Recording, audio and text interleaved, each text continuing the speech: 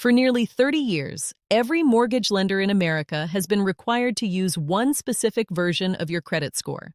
That just changed. Fannie Mae and Freddie Mac, the two entities that buy most of the mortgages issued in this country, have started rolling out a new scoring model called VantageScore 4.0. This isn't a tweak. It's the first real crack in a scoring monopoly that's lasted 3 decades. Here's what that actually means for you.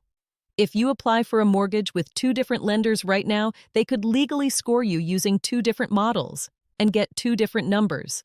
In plain terms, the number that decides whether you get approved for a house might depend less on your finances and more on which lender you happen to walk into. To understand why this matters, you need to understand what a scoring model actually is. A scoring model is simply the specific formula a credit score is built from, which pieces of your financial behavior get counted, and how much weight each piece gets. For 30 years, mortgage lenders were required to use Classic FICO, a formula that doesn't look at things like your rent payment history at all. The new models, VantageScore 4.0 and FICO Score 10T, do. Put simply, these models were built to consider more of your actual financial behavior, not just credit cards and loans, which means someone with strong rent history but thin credit could score differently under the new formula than the old one. Here's the part they aren't telling you in most coverage of this. Lenders aren't required to switch. They get to choose which model to use, loan by loan. That's not a universal upgrade. That's a lender-by-lender decision. And right now, only a limited number of approved lenders even have access to the new models. Here's where it gets more specific to how banks actually process this. When you apply for a mortgage, the lender pulls your score, not you. You don't get to pick the formula. They do.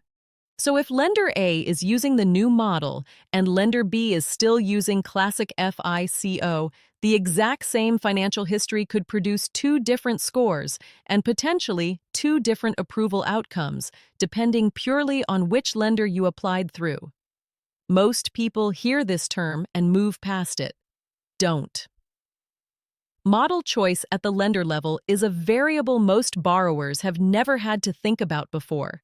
Because for 30 years, there was only one option. There's a regulatory layer here, too.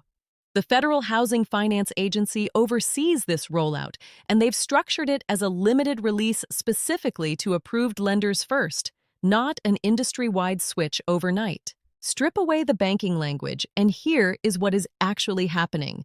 The housing finance system is testing a new scoring infrastructure in real time, with real borrowers before deciding how broadly to expand it.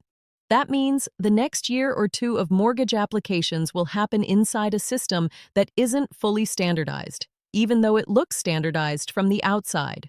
So here's the full mechanic, start to finish. For 30 years, one scoring formula controlled mortgage approval nationwide. Regulators approved 2 new models built to weigh financial behavior differently, including data the old model never considered. Lenders are being given the choice of which model to use on a loan-by-loan basis, starting with a limited group of approved lenders. That means the same borrower could get scored differently by 2 different lenders during this rollout window. In plain terms, the single national mortgage scoring standard just became optional, and which one applies to you now depends on where you apply, not just who you are financially.